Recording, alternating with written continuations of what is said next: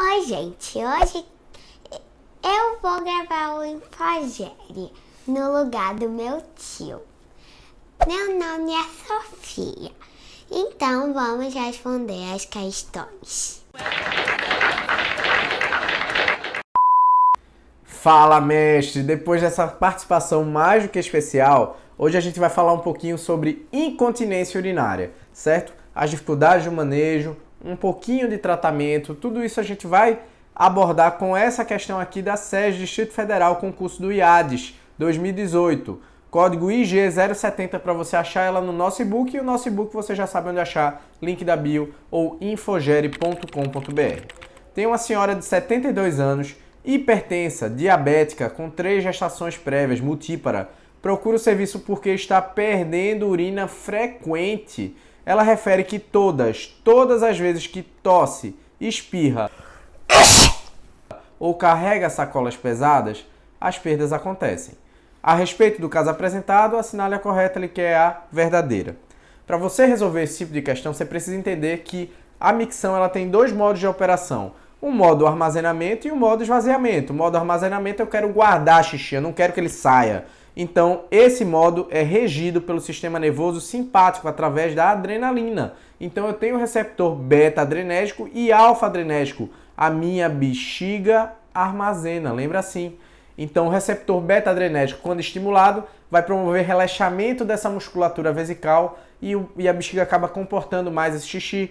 E o alfa-adrenérgico, quando estimulado, vai promover o fechamento do colo vesical, impedindo essa urina de sair. Então tá tudo certo. Quando eu vou para o modo esvaziamento, quem manda na parada é o parasimpático, certo? Comer, dormir, fazer xixi é parasimpático. Então a gente se utiliza do mediador acetilcolina, é um estímulo colinérgico. E para isso eu preciso de um receptor colinérgico, um receptor muscarínico na minha parede vesical. Você lembra de M de micção, certo? O receptor muscarínico promove essa contração da bexiga, da parede vesical do detrusor e a consequente saída do xixi. Beleza. Entendido isso, a primeira coisa que precisa fazer é excluir causas transitórias, como infecção, uso de diurético. Essa paciente é hipertensa, por exemplo, a questão não falou nada. Mas é importante excluir causas transitórias, tratá-las para aí sim você ir para a abordagem sindrômica que eu vou te mostrar agora. A gente tem 2 subtipos principais, são 4 na verdade, mas eu vou te apresentar primeiro a incontinência urinária de esforço, protótipo da incontinência urinária da mulher, e a incontinência urinária de urgência, que é a mais comum no idoso, ela que acontece mais frequentemente de uma maneira geral. A incontinência de esforço, ela acontece quando eu tenho um desbalanço de pressão. A minha pressão abdominal fica maior do que a minha pressão de fechamento esfincteriana, certo? E essa pressão abdominal reflete na pressão intravesical, certo? Então, condições que aumentam a minha pressão abdominal, como por exemplo o quadro clássico, né? Tosse, espirro, riso, esforço, são condições que são gatilho para a perda de urina. Então, pacientes obesos, pacientes constipados, têm que fazer força para fazer cocô, eles podem ter aumentos transitórios ou permanentes da pressão abdominal, e isso pode desbalancear, gerar um gradiente de pressão e favorecer a perda de urina, porque a pressão esfincteriana diminuída também pode fazer isso, certo? Quando eu tenho um relaxamento, uma falha no meu assoalho pélvico, a minha musculatura começa a não funcionar mais. Então, qualquer aumentozinho de pressão abdominal, eu vou ter perda urinária. E o detalhe, eu não tenho contração vesical aqui, certo? Não tem receptor muscarínico na jogada. É simplesmente esse desbalanço pressórico que promove a perda de urina. Como é que eu trato? Se o meu assoalho pélvico está ruim, está falho, né? Porque o paciente é multípara, por exemplo, porque envelheceu também é um outro exemplo, porque tem hipoestrogenismo, então tem aquela vasculatura periuretral diminuída, os mecanismos de contenção começam a falhar, eu tenho que trabalhar essa musculatura do assoalho pélvico. Eu faço isso com fisioterapia, não é com remédio, certo? Fisioterapia pélvica geralmente é o tratamento de primeira linha. Eu posso me utilizar de alguns dispositivos, pessários, para também trabalhar esses mecanismos de contenção pélvica, e algumas vezes não tem jeito, o paciente tem que ir para cirurgia, não tem o que fazer, certo? E geralmente quando faz cirurgia a resposta é relativamente boa. Falando agora de incontinência urinária de urgência, essa é a mais clássica que todo mundo conhece. Aqui eu tenho uma hiperatividade do meu detrusor, as custas de contrações não inibidas, o receptor muscarínico está virado aqui, certo? Contraindo essa bexiga e fazendo o paciente ter a perda urinária. Por isso que o quadro clássico é, olha, eu tenho que ir agora, é um fenômeno da natureza. A imagem da onda mais longa do planeta Terra. Eu trago a vocês e entrego Pororoca!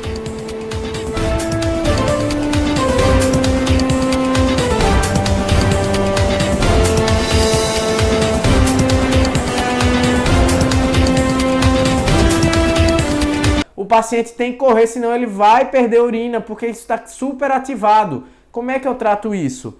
Eu tento corrigir o que está falhando, né? Então eu vou usar anticolinérgicos ou antimuscarínicos, né? Como a oxibutinina, não tanto no idoso, solifenacina, darifenacina, são alguns exemplos de medicações que são antimuscarínicos, que promovem essa inibição que devia estar sendo realizada e, portanto, favorecem o controle do sintoma. Se com antimuscarínico, né, com aquele efeito anticolinérgico não resolveu, ou o paciente foi intolerante ao efeito colateral, eu posso me utilizar de um beta-3 agonista. Você já viu que um beta-adrenérgico vai promover relaxamento e não contração dessa musculatura, também controla o sintoma. Beleza? A mirabegrona é o principal exemplo. Então vamos lá. Seguindo para os dois últimos exemplos, eu tenho a incontinência urinária de transbordamento e os dois últimos eram falando de armazenamento, tá? Mas agora eu tenho uma dificuldade de esvaziar a minha bexiga.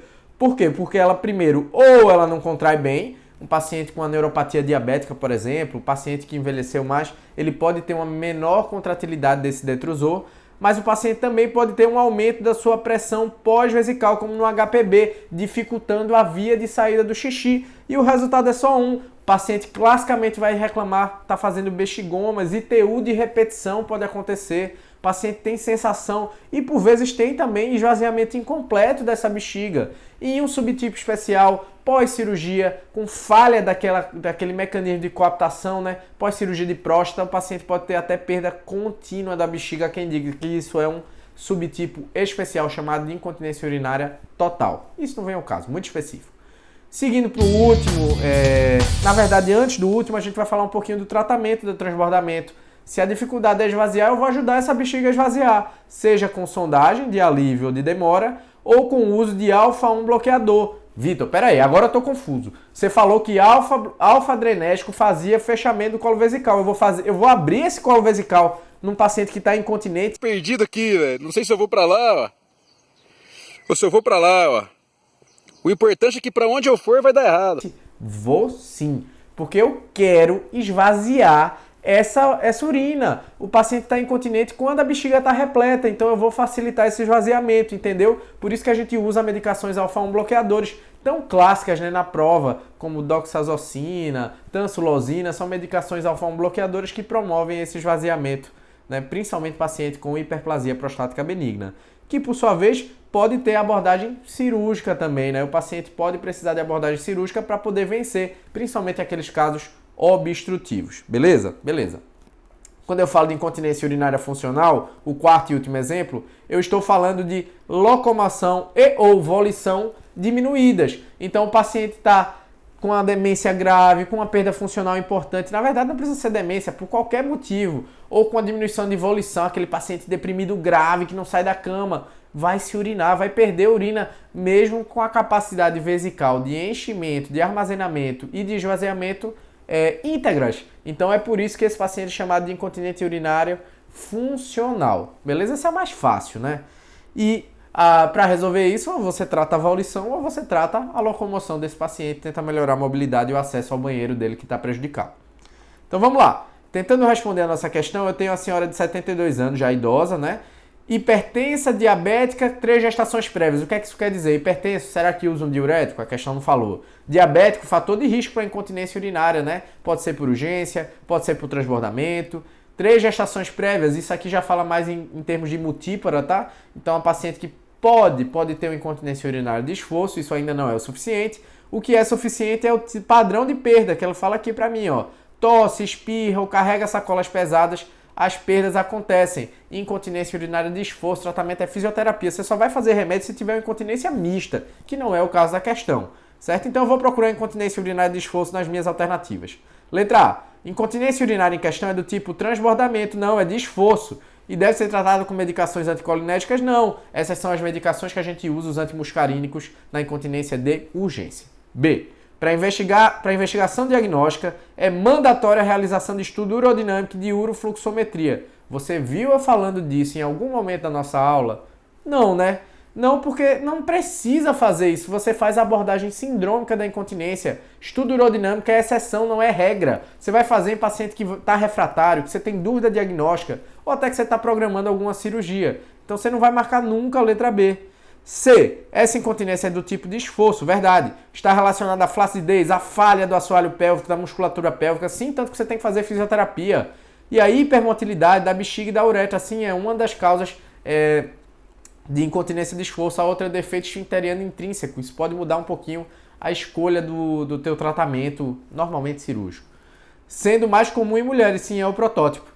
Letra D. A descrição apresentada caracteriza um quadro de incontinência urinária de urgência? Não, já está falso. Deve ser tratada com exercícios fisioterápicos. Você pode até fazer na urgência, tá? E medicações que diminuam a hipercontratilidade do detrusor. O que é isso? Antimuscarínicos. Então, essa é uma frase verdadeira, mas que não se aplica ao paciente, no nosso caso, que tem incontinência de esforço.